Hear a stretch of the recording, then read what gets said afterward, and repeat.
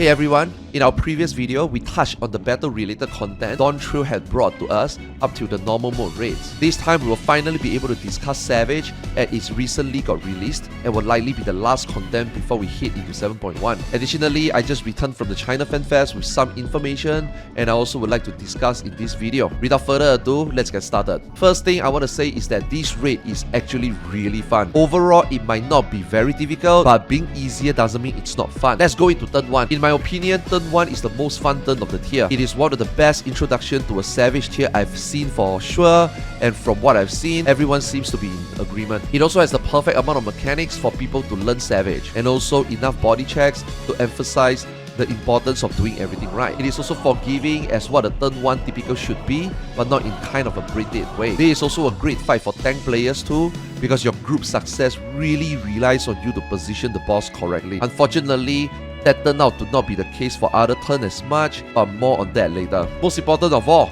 the platform PvP is back, man. The memes will be writing themselves this tier. Honestly, for turn 1, this is a very easy 10 out of 10 for me.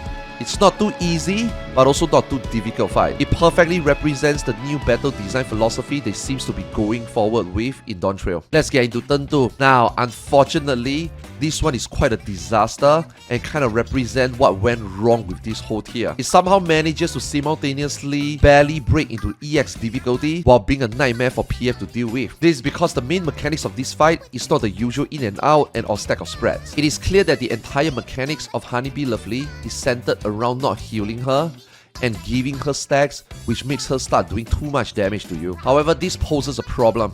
The mechanics of healing her isn't punishing enough for players familiar with Savages. The fact that it doesn't one-shot you means that the good players don't even consider this as a punishment altogether. The stack she gained, where she should obliterate you, doesn't even work for players who can cycle their CDs properly and mitigate the extra damage taken. That being said, this is not the same case for PF and Park players. The healing given to her means people cannot kill her because of downtime mechanics or bad strategies that PF often find themselves having to do. The damage stacks on Honeybee Lovely also completely obliterate Park healers and tank alike. Also, how the hell is dodging the B dive bomb even the hardest mechanic in this fight? It is honestly a very simple YOLO dodging, but if you Park, you know what I'm talking about. The stress they try to put out to make this dodging easier is just disastrous. People just simply cannot dodge, man. Countless and countless of strat out there to help makes it easier, but the fact is that people just cannot dodge to save their lives. Also, where did the moving hearts go? Even the normal mode or the expert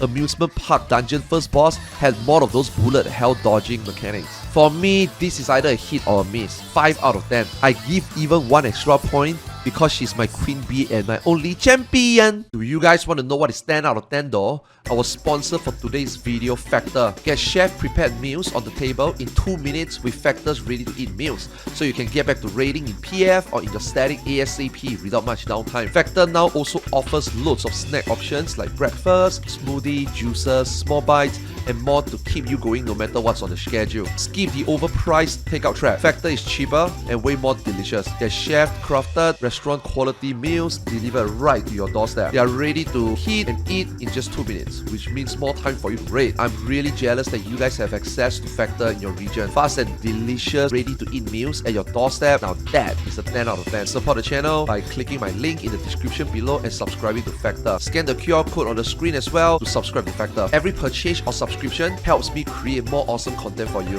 Visit the Factor website now. It's easy to browse and you can find more information and explore their wide array of menus. You can customize your meals or even select one of their recommendations. Thanks a lot, man, and thank you so much, Factor, for sponsoring the video again. Now, let's go back to the video. Let's talk about turn 3. I honestly have nothing much to say in regards to this turn. This is a very typical turn 3 which focuses much on execution. Everything is typically scripted and you just do your in and out stack of spreads. It felt like the boss moved around the arena significantly, just like in normal mode, which poses quite a little bit of challenge for melee players, which is fine I guess, because that's fun. Melee players love to fight for their uptime. Now, what is not fine is the DPS check for this fight. You might have been waiting for me to mention the DPS check, and I waited till this turn to bring in DPS check talks, because typically turn 3 is where the DPS check start to matter. This is honestly the first time doing the turn 3 where I felt like DPS check didn't matter at all. All the mechanics involves you being on your toes, which is like I mentioned, what typical turn 3 mechanics are. That being said, Tag Team 1 and Tag Team 2 are basically the same mechanic. There's also a distinct lack of body checks during major mechanics, which makes it so that mistakes barely matter. Even DPS players in Week 1 with crafted and normal mode raid gear can even take a share stack mechanic alone. Overall, still a very fun fight, just lacking a little something alongside the absence of body and DPS check. Just a typical turn tree, as expected. If you like Final Fantasy fight, the turn trees generally represent what a Final Fantasy Savage fight is, so I think this is a 7 out of 10 for me. And lastly, let's talk about turn 4. It is very weird that there's no door boss this time. Whether you love it or hate it, door bosses are important, because this allows the dev to intro more epic mechanics and proper timings in the fight. Unfortunately, a long 13 minutes fight without a door boss in Savage typically means you will not see much difficult mechanics after the halfway mark. A door boss will also ensure that a final turn of a Savage will pose 2 huge challenges for you to overcome, which makes a turn 4 more complete. And also, where are the puzzle mechanics? Puzzle mechanics are identities of a turn 4 Savage by now to gatekeep us during progression. Once again, there's a massive lack of body checks. Love it or hate it, body checks, just like puzzle mechanics, are the type of mechanics that test players the most and are a necessary evil, at least in my opinion. Without one of them, or in this case both of them, you end up having this fight, which is without the shadow of a doubt one of the easiest, most underwhelming turn 4 to date. At the risk of sounding like a broken record, DPS checks in this fight are once more literally non-existent, if not the worst tune out of all the turn 4 in this game's Savage history. As early as week 2, I wouldn't be surprised seeing people skipping the last few mechanics of the fight on a regular basis. Some mechanics when failed are also way too forgiving. For example, getting hit by cliffs won't even one-shot you as a DPS with crafted gear. Like what? Wow, I went down. Dude!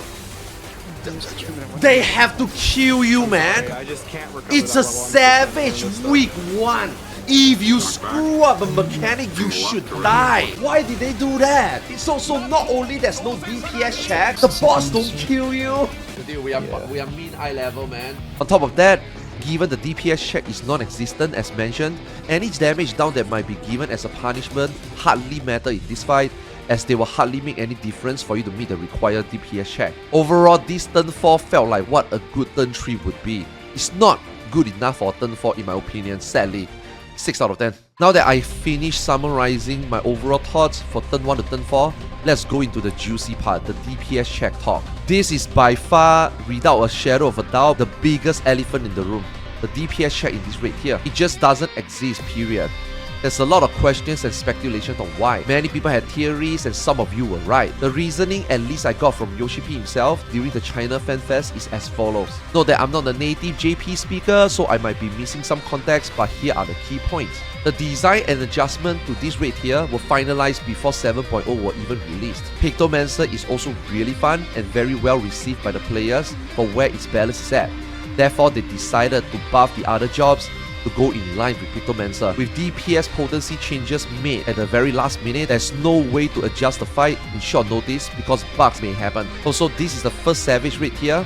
They decided to just leave it the way it is so that people can have fun, enjoy and clear this raid here. Now, Yoshi P himself obviously did not directly say that they messed up. But however, based on all the reason that is being presented to me, I think that this is where they fucked up the DPS check.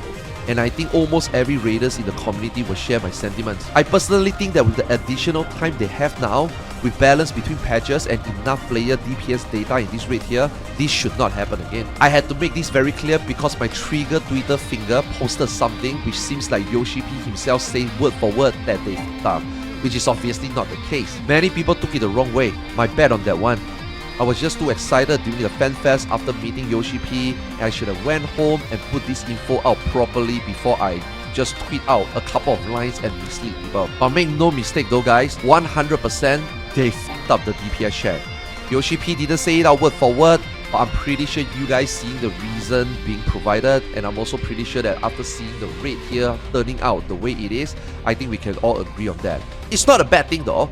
I think that DPS check is one thing, mechanic is the other. DPS check being bad doesn't make this raid here overall bad. I think there's more problem than just DPS check, like I mentioned, especially for turn 4. Next up, here are some of the thoughts that I have, especially as a seasoned player. Looking forward, honestly, maybe Savage is just gonna be a mid-core content after all for us veteran players. As I anticipated it is slowly transiting into more of a mid-core type of content. And this is not a bad thing. Maybe this means that we have room for a Savage fight turn 5, you know, or even new content between Savage and Ultimate. For example, the possible 24-man Savage Alliance raid in the future. Many people are talking about how Savage is becoming easier, but the reality is Savage has never been the hardest content anymore since the introduction of Ultimates for us veteran players. It is what it is, and we just have to suck it up. Now for the newer raiders, Savage is now being made more accessible this time. But I reckon the data they have before 7.2 will make sure the next one will progressively challenging as it has been in the previous tiers. Make no mistake, the party finder will still struggle as we already have seen in week 1 and now. There is a very clear distinction between the skill level of static players and PF at the moment. While veteran players are enjoying their easy week 1s, people who are in the PF jungle purely PFing are finding a hard time to even clear turn 2 and turn 3. The fact that these newer inexperienced raiders simply cannot deal with the DPS demand playing the way more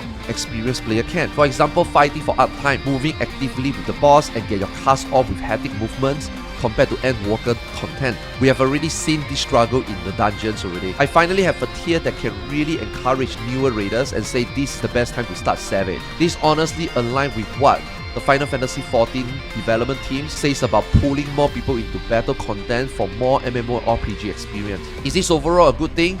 We shall see. But there's definitely a shift in change of Final Fantasy XIV battle content design philosophy. For closing, overall, honestly to me, in spite of the very different approach they took in this raid here, alongside the complete lack of any DPS check, this raid here is honestly not that bad. It is fun, like I mentioned in my opening. This is a very fun raid here regardless of its problem if you look at it that way. I personally enjoyed it a lot. Realistically, I don't think a tighter DPS check would have honestly made it more challenging for most of us who will always clear Savage week 1 anyway. I'm just really looking forward to the Ultimate even more at this point. Remember, just because it has its problems, that doesn't mean that it's not fun. I really want to emphasize this. This is honestly potentially the biggest challenge Final Fantasy XIV battle content developers have at the moment. Final Fantasy XIV is now past the 10-year mark and it's becoming more like WoW, where it's going to be a challenge to find a sweet spot for creating content that will satisfy both veterans and new players. This Savage is a clear example of them trying to achieve 3 things at once. Finding a different way to do battle content,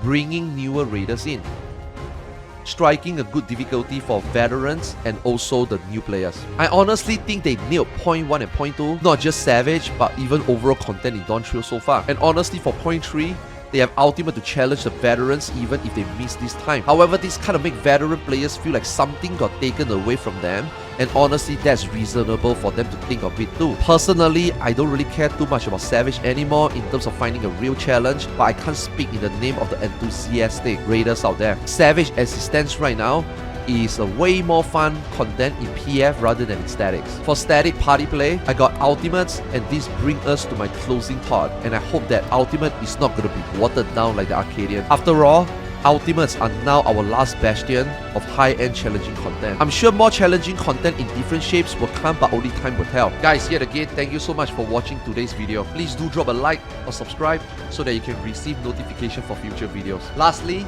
let me know what you think about this Savage tier in the comment section below. Thank you so much again for watching the video. Till next time.